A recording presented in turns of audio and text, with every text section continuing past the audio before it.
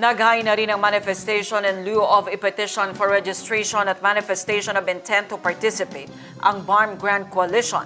Ang BGC ay koalisyon ng Bangsamoro People's Party o BPP, SIAP at Al-Ittihad. Ang News Now sa report.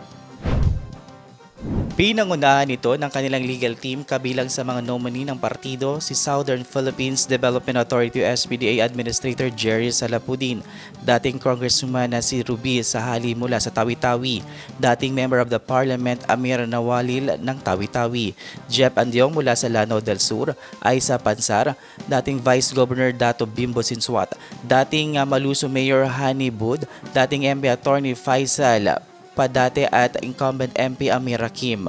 Ang BGC ay koalisyon ng tatlong malalaking political parties, ang BPP, SIAP at Al-Ittihad.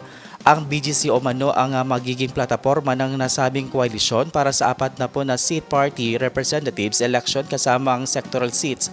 Samantala, mananatili sa district level na lalahok ang BPP, SIAP at Al-Ittihad. Vermon Cadiz, iMinds Philippines.